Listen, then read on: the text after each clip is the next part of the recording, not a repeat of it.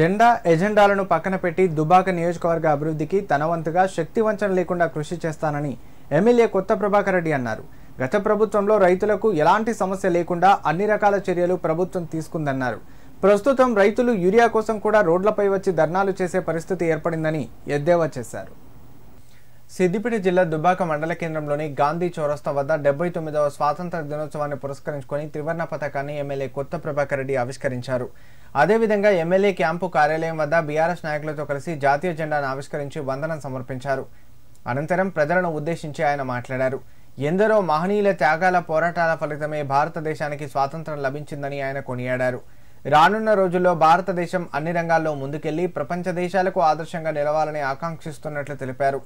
అదేవిధంగా తెలంగాణ రాష్ట్ర సాధన కోసం ఎన్నో సంవత్సరాలు పోరాడిన గడ్డ దుబ్బాక అని అన్నారు. రాష్ట్రం ఏర్పడిన 10 సంవత్సరాల్లో అనేక అభివృద్ధి కార్యక్రమాలు, సంక్షేమ పథకాలు అమలు చేసుకుని దేశానికి ఆదర్శంగా నిలిచామన్నారు.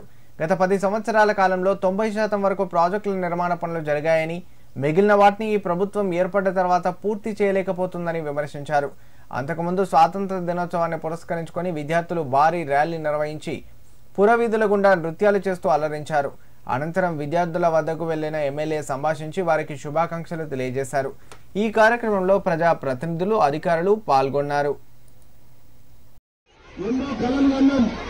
రాజకీయంగా ముందుకొస్తే ఈ ప్రాంతం అభివృద్ధి చేయొచ్చు కదా, ఈ ప్రాంతంలో నిధులొస్తే డెవలప్ చేయొచ్చు కదా అని చెప్పి ఎన్నో ఆశలతోటి, కోటి ఆశలతోటి ఈ రోజు ముందుకొస్తే ఇవాళ పరిస్థితి ఏంటో మీ అందరికీ తెలుసు. ఇవాళ తెలంగాణలో ఉన్న 119 మంది 119 నియోజకవర్గాల 119 ఎమ్మెల్యేలు మరి ఇదే పరిస్థితి ఉన్నది. కనీసం రోడ్లకు గుంటలు కూడా మూసే పరిస్థితి లేదు.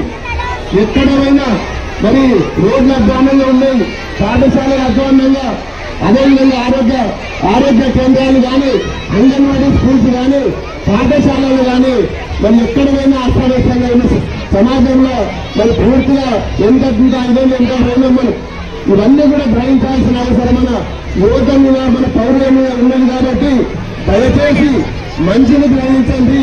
మరి మనం అందరం కూడా సమాజానికి, మన ప్రజలకు, పేదల కోసం పనిచేసుకోవడానికి రాజకీయంగా రావాలి తప్ప రాజకీయం చేసుకోవడానికి కాదు.